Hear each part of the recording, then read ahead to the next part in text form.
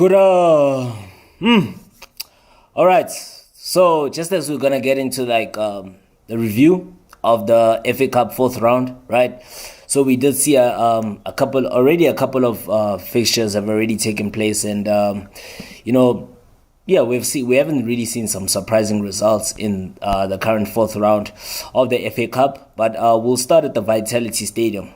The game that took place between Bournemouth against Championship side Swansea City, right? So Bournemouth, as expected, we knew that they were going to emerge victorious in this particular encounter, and they did so exactly in superb fashion by clinching a 5-0 result at home against Swansea City. Right, so with goals scored by Lloyd Kelly, Alex Scott, Colombian winger, Luis Sinisterra, David Robert Brooks was also on target, as well as top goal scorer Dominic Solanke added the fifth, in a superb display. It was basically a 5-star performance in the first 45 minutes of the game. So basically, we actually expected that obviously Bournemouth were gonna secure a place in the fifth round of the FA Cup, but we didn't think that it would actually be this superb in terms of them scoring so many goals in just a matter of minutes, right? Because as we saw, David Brooks' classy display, was the catalyst for Bournemouth, actually trashing Swansea City 5-0, to become the first team to book their place in the FA Cup fifth round, right? And the Wales international winger, David Brooks, he scored 1 goal and he provided 2 assists. As the Cherries, they actually racked up their biggest FA Cup victory, against an EFL side since, beating Bristol Rovers in 6-1 in the 1927-1928 season, right? So obviously coming into this clash, both teams made 5 changes each, right? From their weekend lineups, although that did not actually stop, that did not prevent Bournemouth from actually making light work of the Championship visitors to move into the last 16 for only the third time since 1989, So it has been a long time since Bournemouth. They haven't really had a successful run in the FA Cup over the years, right? But this is, indeed a much better performance, and it was a decent performance, and hopefully this could actually be their year, but it's not going to be easy, right? Yes, of course, if you're a Bournemouth supporter, it does give you some sense of optimism to say, maybe the team can go all the way, with this kind of performance. But remember, it's not really a tough encounter playing against an EFL side, right? You're still gonna meet some of your rivals. You're still gonna meet your match, right? We now know that also Manchester City also progressed to the next round. So you're still going to meet your match. So I wouldn't really suggest that Bournemouth supporters must actually get carried away whatsoever. And as for the Bournemouth manager, Andani Areola's Premier League side, stormed into a 3-0 lead, with less than a quarter of an hour, gone, with only 30 minutes gone of the game. Swansea's defense was just completely capitulated, on the south coast. Swansea City's defense was scattered. It was completely, it's like it was shattered into pieces. There was no defense whatsoever. There was no order. There was no zonal marking from the visitors. That's why it was easy for Bournemouth to actually be dominant in this game and be so rampant, right? And the Cherries took the lead eventually in the 7th minute when defender Lloyd Kelly came up from the back, to find himself unmarked to hook Brooks' free kick into the roof of the net to actually give the Cherries a 1-0 lead. And then 3 minutes later, Brooks broke free down the right, before pulling the ball back, for Alex Scott to make it 2-0. And then the third goal eventually came as Kyle Norton, the former Tottenham Hotspurs right back, hit the post for the visitors before Colombian Luis Sinisterra scored Bournemouth's third goal with a confident finish in the far corner after Swansea City goalkeeper Andrew Fisher, had passed the ball straight to Scott. So basically they were punished for a defensive mix-up, an error that was costly. And then irrepressible Brooks, had to wait until 10 minutes before halftime to actually get his name onto the score sheet, and deservedly so, after having such a brilliant game, after already racking up 2 assists and actually being, at the forefront of Bournemouth's attack. After, he was able to actually, beat the offside trap by staying onside before latching onto a Dominic Solanke's pass before, side-footing the ball, beyond the helpless goalkeeper, Fisher. Right, and then we all knew top goal scorer Dominic Solanke also got his name onto the score sheet. Who remember Dominic Solanke had a brilliant chance before this one. He fired wide from another Brooks free kick, but he grabbed his side's fifth goal before halftime after more dreadful defending from the visitors. And then Sinistero played in a teasing low cross from the left wing, and Solanke was left with freedom of the penalty area to actually side foot his 14th goal of the season. So basically, Dominic Solanke has got 14 goals this season, scoring from 10 yards out. And as for Bournemouth, basically this was the first time that the Cherries have been 5-0 up at the interval since beating non-league side Margate 11-0 in an FA Cup first round tie in 1971. So basically, it's a historic victory for Bournemouth, because it's something that has never been done in a long time, to say the least. And then as for, Coach Iraola, he rested Solanke for the second half of the game. Although his replacement, Kiefer Moore, could have made it 6. Bournemouth could have actually wrapped up their dominance by actually adding a 6th goal with seconds of coming on after narrowly, he narrowly failed to get on the end of a James Hill floated cross. Right, but then obviously it was not to be costly because they were in complete control of the game.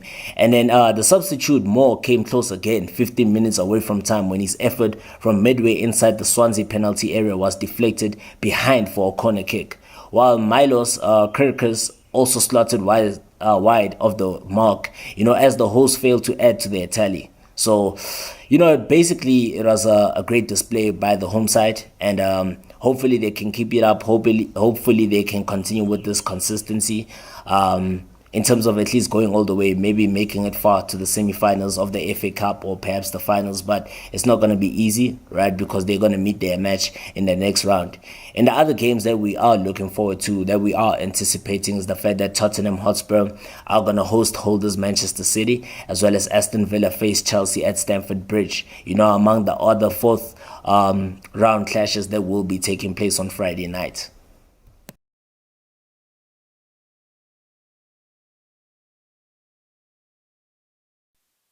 Okay, so the game that was literally on our radar.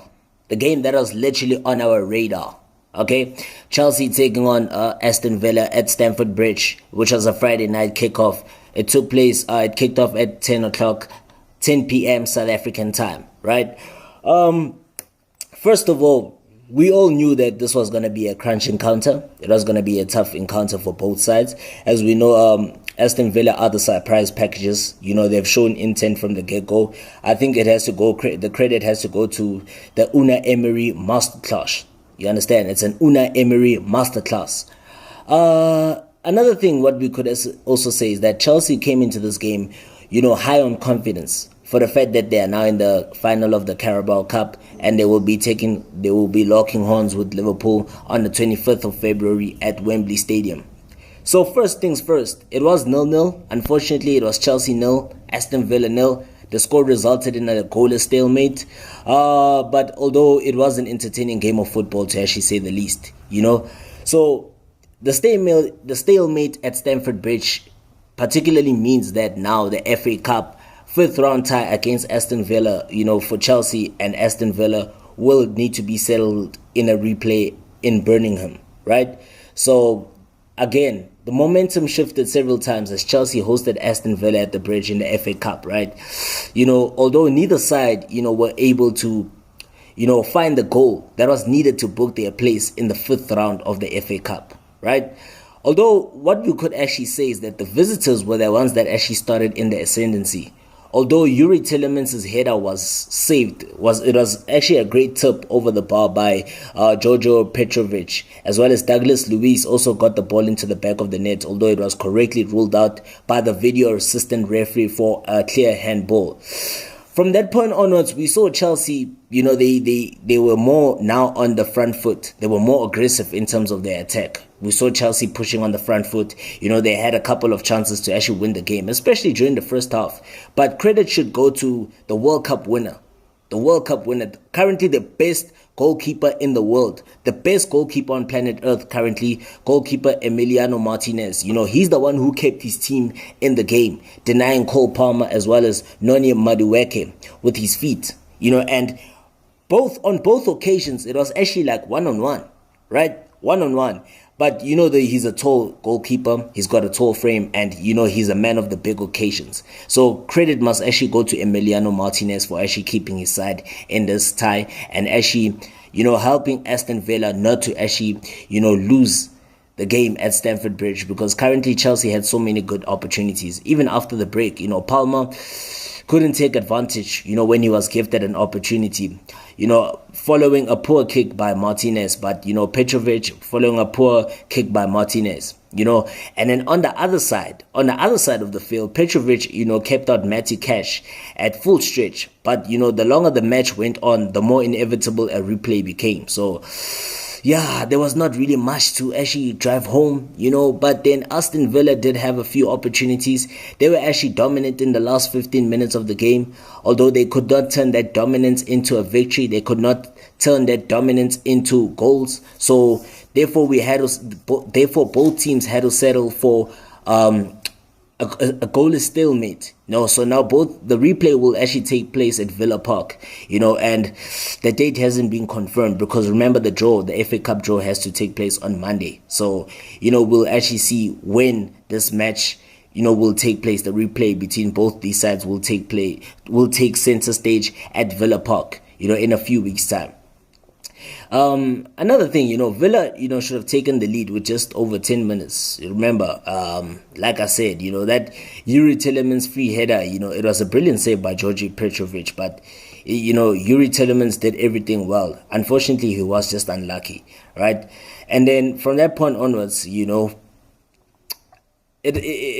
was a game that opened up, it was there for the taking, this particular encounter. It was there for the taking for both sides. Raheem Sterling showed some great skill on the left-hand side. A combination between him and Cole Palmer actually set up an opportunity for Chelsea. But, the Argentine goalkeeper Emiliano Martinez again was on hand to actually deny the Blues, a goal, right? And from that point onwards, we even saw a situation where there was nearly an own goal. Aston Villa nearly scored an own goal, but give credit once again to Emiliano Martinez, who was also on hand to actually prevent, that Aston Villa defender from embarrassment. So basically, it was a man of the match performance from the Argentine World Cup winner Emiliano Martinez. It was another fine display from him, to actually keep his team in the tie, to actually keep his team well in contention to actually go to the next round. And, another discussion that we should actually look at is the fact that, Chelsea did make, 3 changes coming into this game from the side that beat Middlesbrough on Tuesday, with Ben Chilwell, obviously Mikhailo Mudryk, as well as Armando Broja, being benched. However, we saw also Levi Colwill, was then injured in the warm-up, so Alfie Gilhurst had to come into the starting 11, had to fill that void. And then Aston Villa did make a further 2 changes from their draw with Everton, as Diego Carlos as well as Leon Bailey were dropped to the bench, with Yuri Tillemans as well as Matty Cash stepping in. And both players actually made a quite great impact. Yuri Tillemans as well as Matty Cash. They did make a great impact for Aston Villa, for the away side. So we wait to see. We wait to see.